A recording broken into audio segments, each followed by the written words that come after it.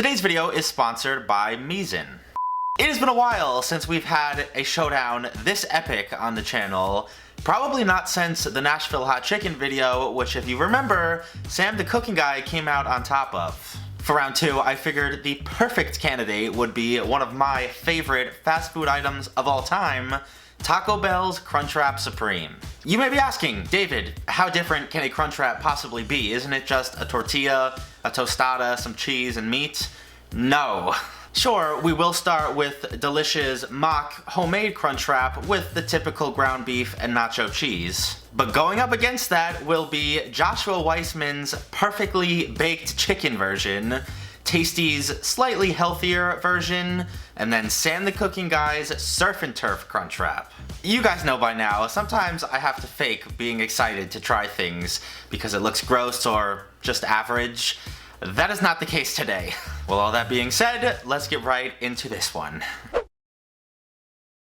I honestly don't know which one of these I'm most looking forward to trying today, but before I can start cooking any of them, I want to give a huge shout out to my friends over at Misen. Today, Misen has not only been kind enough to make this video possible and give you guys a great hookup, but also send me some of their chef's knives, which are absolutely universally loved, and I've been in dire need of finding the right chef's knife for me.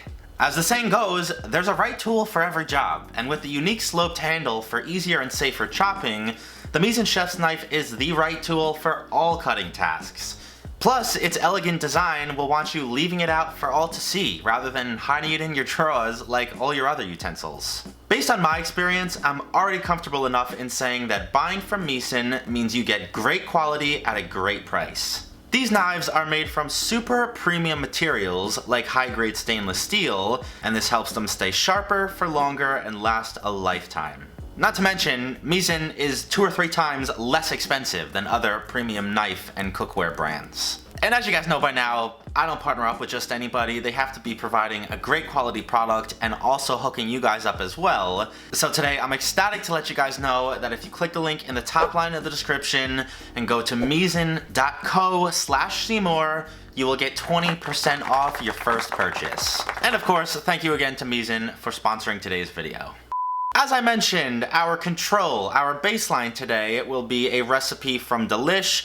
This is supposed to be a copycat, homemade version of Taco Bell's Crunchwrap Supreme. To make it, I compiled some tostadas and paprika, nacho cheese sauce and sour cream, tomatoes, black pepper and kosher salt, some absolutely enormous tortilla shells, ground beef, sharp cheddar cheese, Monterey Jack cheese, chili powder, cumin, and lettuce. Now, not only will it be great to start with this one as a control for the rest of our recipes today, but it's also easing me into this video because it's definitely the quickest to prepare. Some of the ones a little bit later might have me pulling my hair out, but I don't want to jinx myself. And as much as I hate tomatoes in general, I can actually deal with the finely diced ones that they put on Crunchwraps. It's the same reason I like salsas and ketchup and marinara sauce. It's not like biting into a huge, mushy hunk of tomato on a hamburger or something. Unlike cream cheese and copyright claims, I can deal with tomatoes in small quantities. Now, the last thing we have to do here before assembly is cooking off our meat with all the spices I showed you to taste, just because I'm thoughtful of everybody out there that may have different taste buds, but also mainly because I'm not signing up or paying for Delish's recipe to get the measurements of these. If you really care that much, I'll leave the link to their website down in the description. You could check it out afterwards.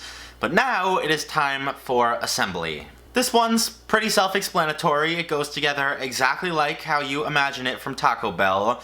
The tostada is right in the middle, separating our fresher, lighter ingredients from the cheese and meat on the bottom.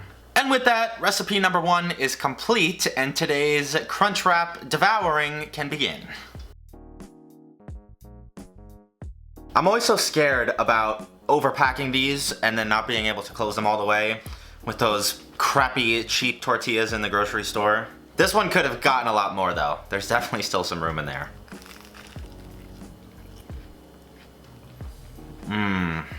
I was expecting this to be good, but I would say this even exceeds my expectations. This is fire.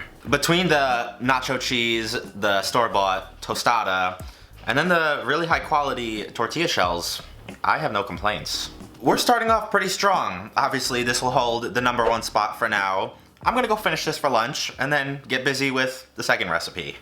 Next up is a recent regular on the channel, Joshua Weissman, somebody who makes fantastic recipes but is also trying to make us go bankrupt by replicating them ourselves. You're gonna need garlic powder and flour, tostada shells and pork fat, baking powder, black pepper, kosher salt, and Spanish sweet paprika, olive oil and mayo, warm water, salsa verde, and cheddar cheese, a lemon and chili powder, some cilantro and parsley, skin-on, bone-in chicken breasts, an orange, fresh garlic, tomatoes, sour cream, lettuce, and manchego cheese.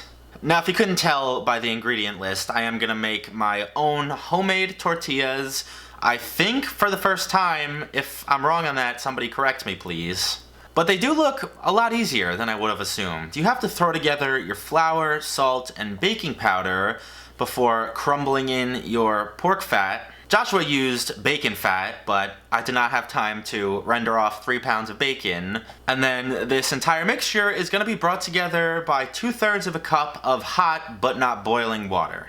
For whatever reason, I thought I did something wrong here. I thought this was supposed to be a really dry dough, almost like a pasta dough, but after some research, I think I'm in a good spot, so I'm gonna ball this up and then let it rest for at least an hour before popping it back out and cutting it into 6 equal segments. I always knew that most store-bought tortillas are just garbage. You cannot wrap them, they're super breaky and bready, and I realized that the main reason is because good tortillas are made with either lard or solidified fat like this. It makes them pliable and stretchy and very easy to work with, and that's the main reason before you wrap anything in them, you want to lightly warm them to basically gently heat the fat in the tortilla so it becomes nice and elastic.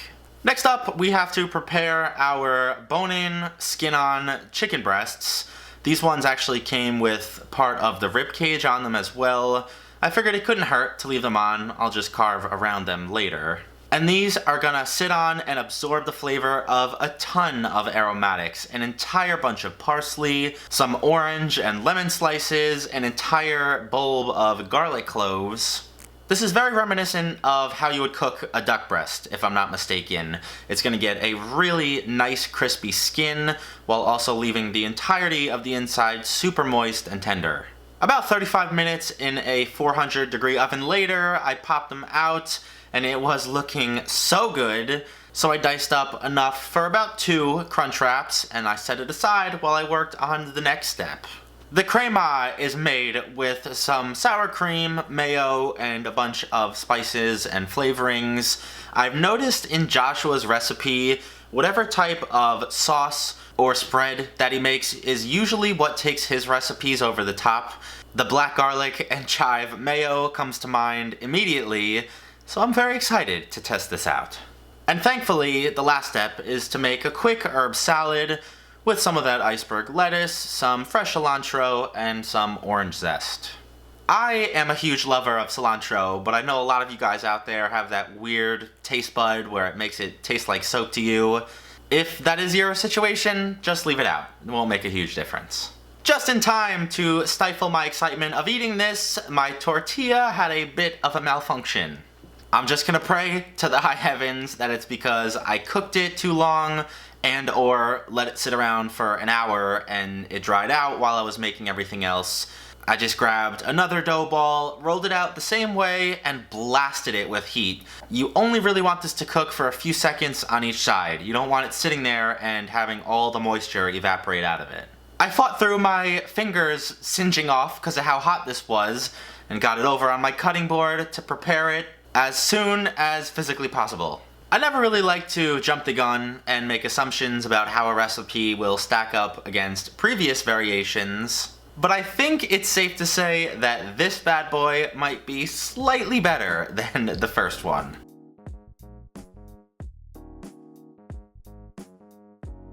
Young homie Joshua, you are up next. Now, I'd be lying If I said I didn't know what the chicken tasted like already, I couldn't help myself. When I was cutting it up, I snuck a little piece and it is perfect.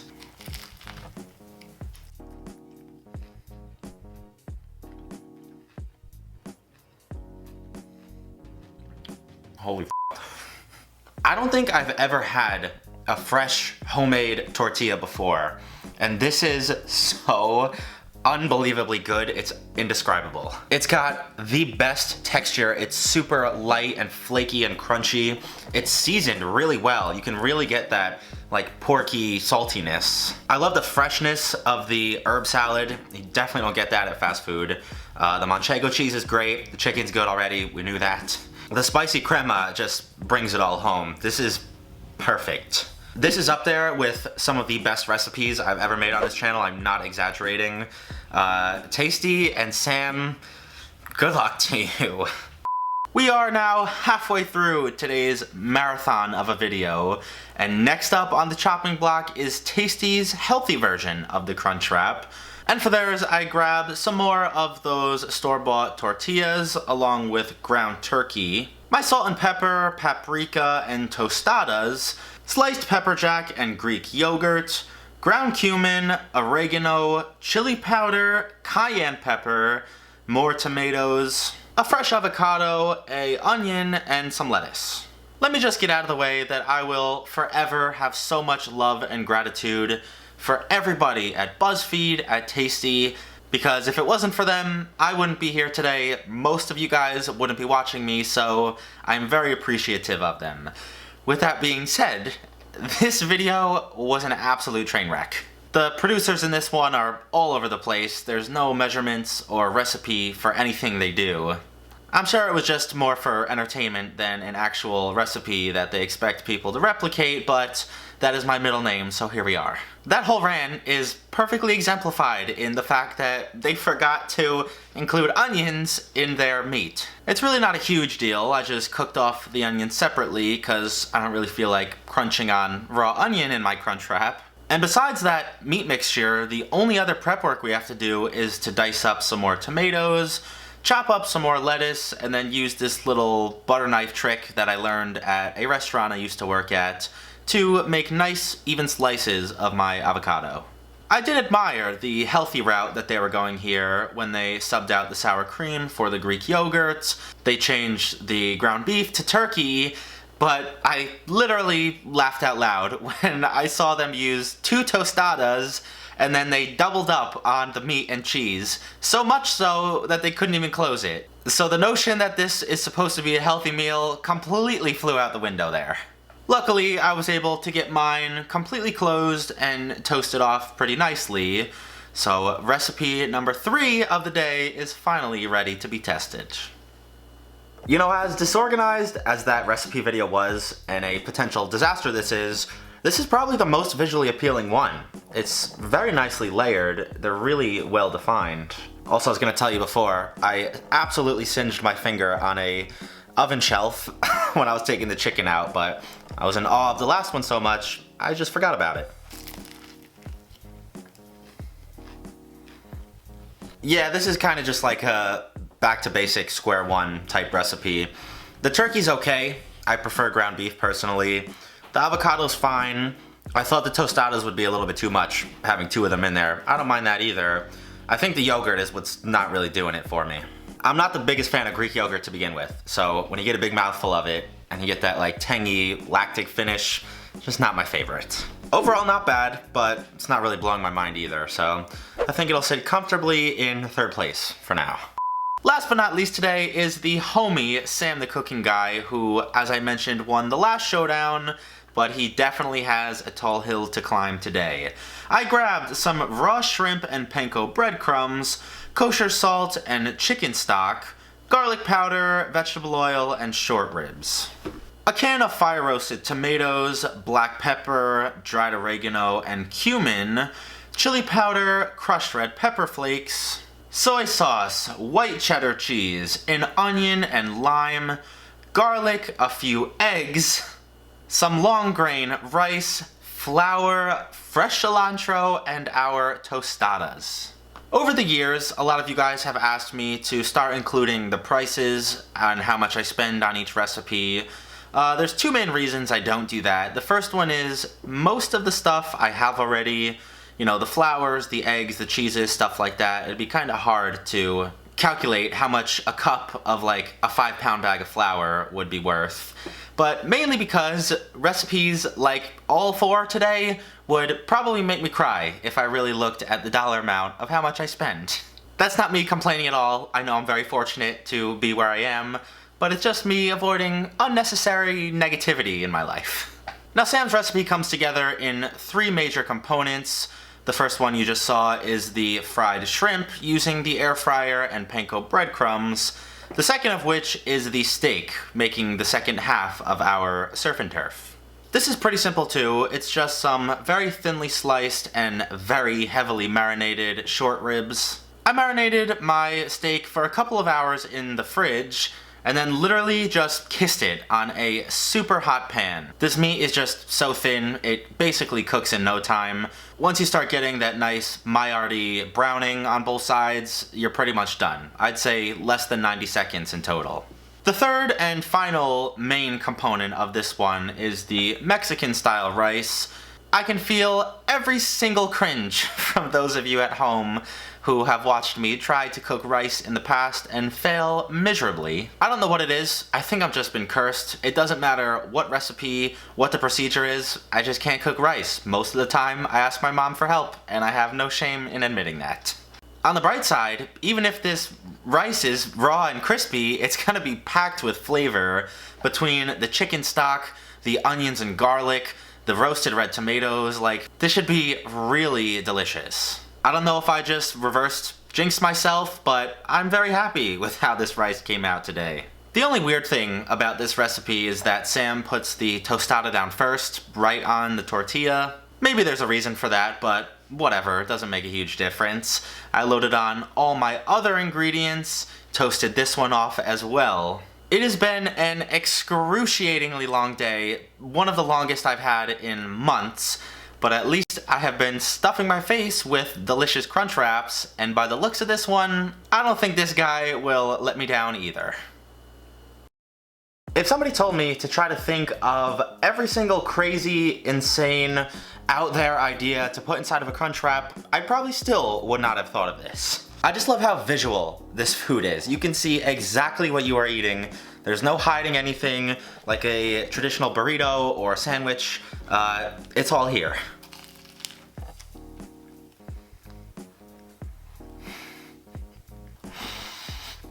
Son of a... Sam, you are a sick genius. This is a absolute flavor bomb.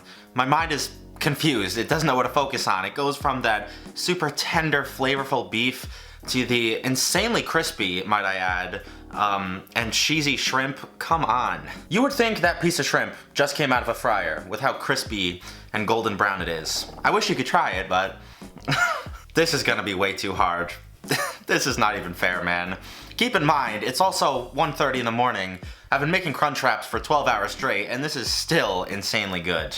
This beef is right on par with that chicken I had earlier. The crema was amazing, but it didn't have the world's crispiest fried shrimp. I think what this has to come down to are the tortillas.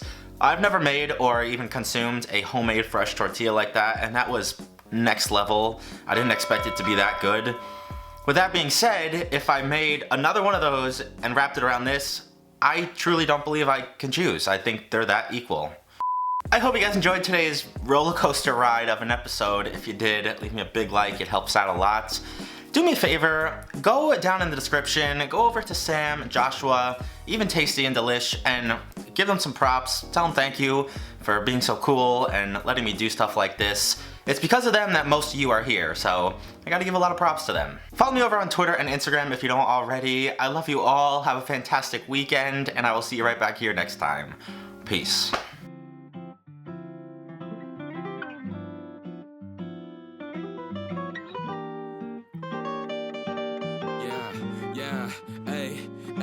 With the M with the out the AD. Flipping burgers and my money super lazy. Try and make a meal tonight, they ain't paying me. Try and supersize my life with my 18. Yeah, our style wasn't wavy, but we had a vision.